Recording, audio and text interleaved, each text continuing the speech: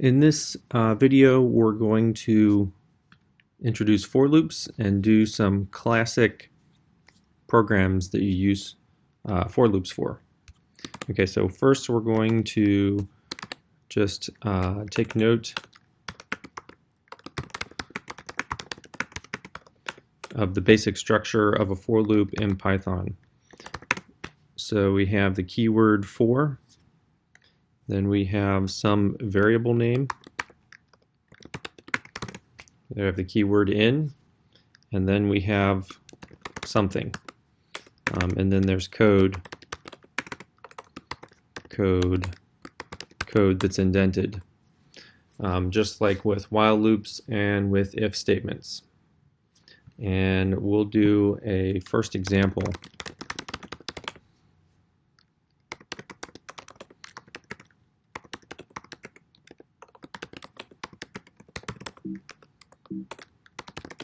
Okay, so we will look at just the very first, we'll call it for first. The first thing you ever do with a for loop is count.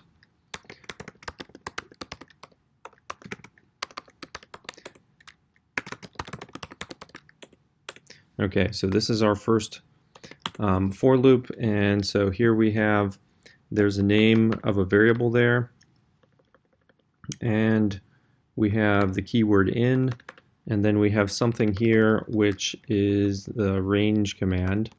I'm actually going to make that like this, and we can go ahead and run this to see what happens.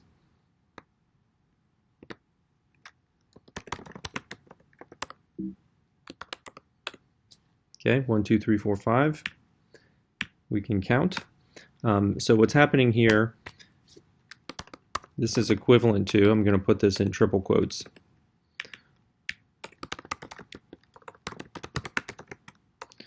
So it's good to know exactly what's happening. So exactly what happens here is the range 1, 6 is really a Python iterable, but it's really like a Python list, which is really just a bunch of values. So it's really this. Okay, so we think of that with that range 1 to 6 is really that.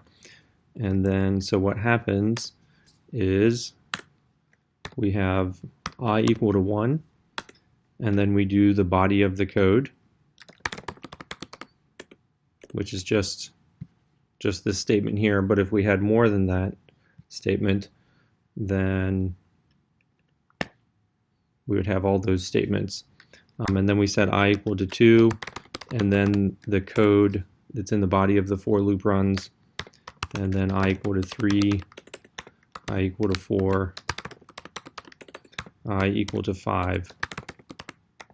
Okay, so something to note is that the same exact code here runs 5 different times, and what changes is each time we get a different value of I.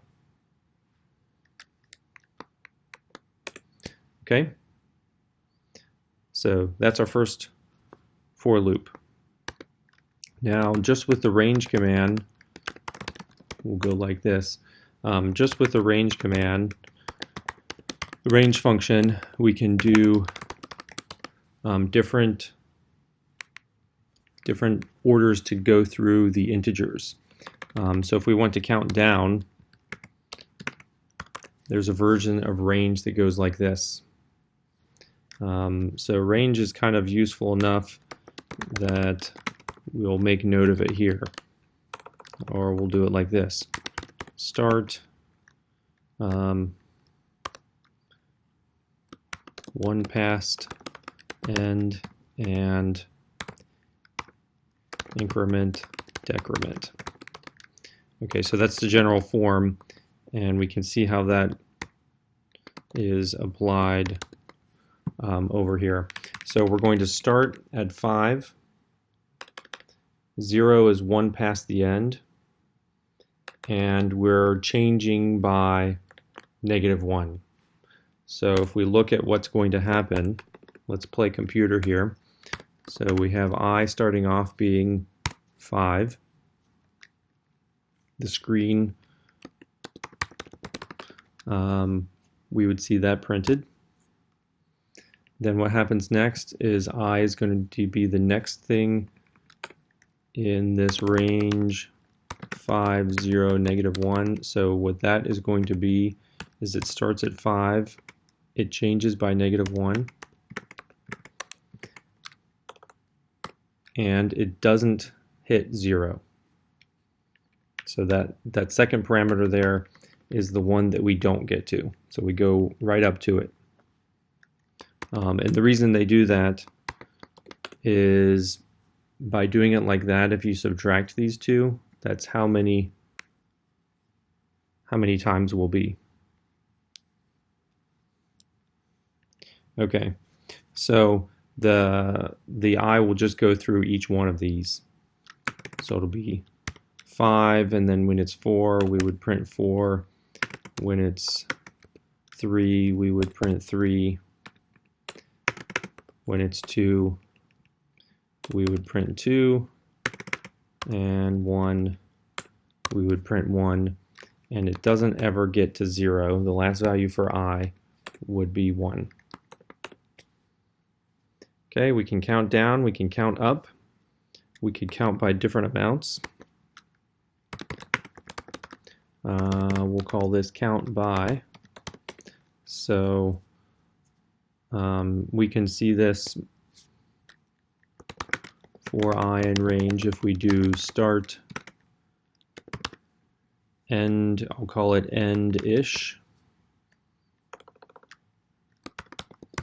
And I'll call this delta.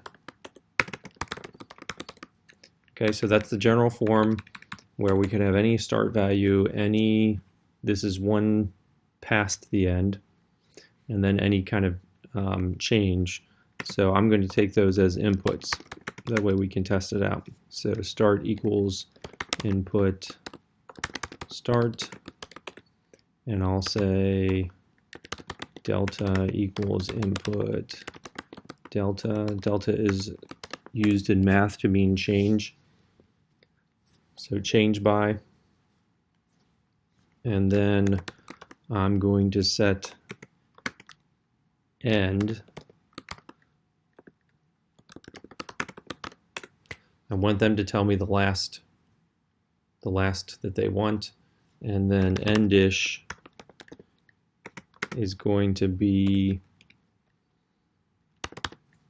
it's going to be end plus delta or end minus delta.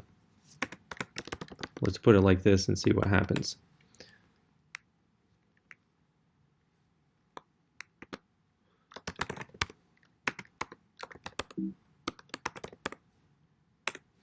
All right, let's say we want to start at 5 or start at 1. Oh, we got an error, so let's actually close this and open up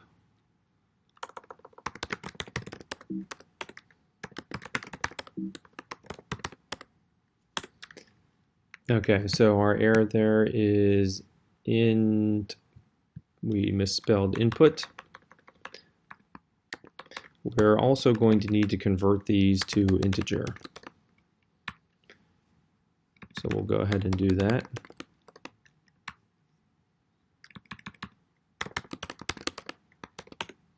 Let's try it again. All right, so we're going to start at 1, change by 1, and let's go up to 5. Okay, that didn't work. So let's change this to end plus delta and see if that works. There we get it, but let's see if it works for going down. We got it. Okay, so if I want to practice counting by 5s,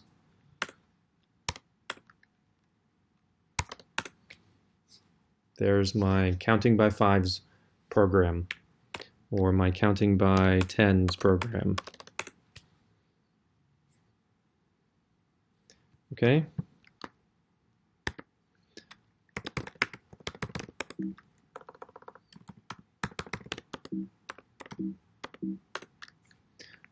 So we can count with for loops. Right, so another thing that we can do is do something.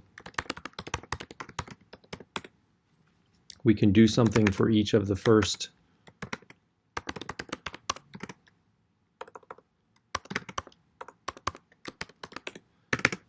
each of the first 10 numbers.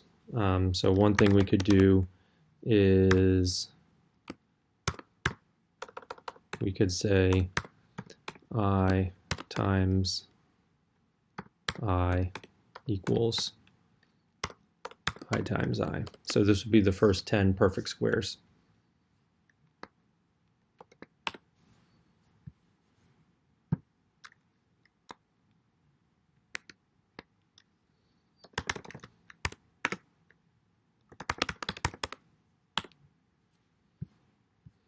Okay, and if we wanted to do the first 10 perfect cubes, then we could do this. If we wanted to do square roots, we could do I to the 0.5 power. Okay, so this is an example. We want to do something for the first however many integers.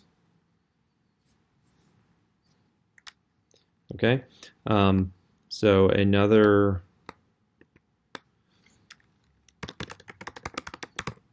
classic beginning for loop program is I want to print out the divisors. So let's say I have some number 28 and I want to print out the divisors of 28. So these are going to be numbers between 1 and 28. And if I divide I by n and get 0 for a remainder, then I is a divisor of n.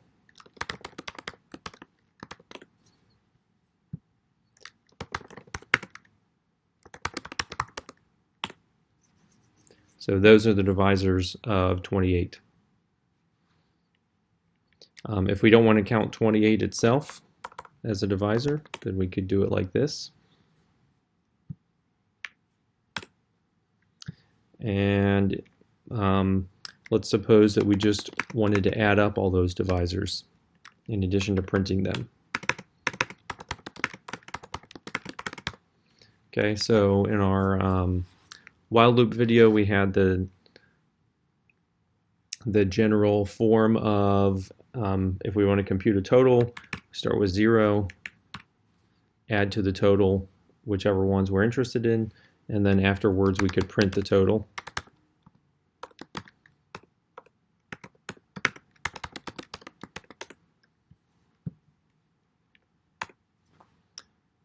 And for 28, the total is itself.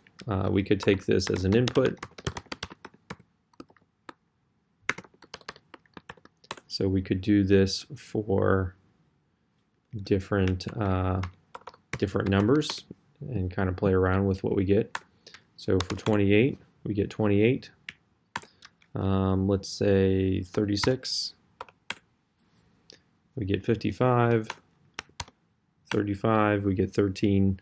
There's a name for if a number adds up, you add up its factors, and you get that number that's called perfect. So 28 is a perfect number, 36 would be called an abundant number, and 35 would be called a deficient number. That doesn't really have any, calling a number abundant or deficient doesn't really have any use for us. Okay, so that is your introduction to for loops. The real use for loops is going to be in looping through arrays and other data structures, which we don't have yet as of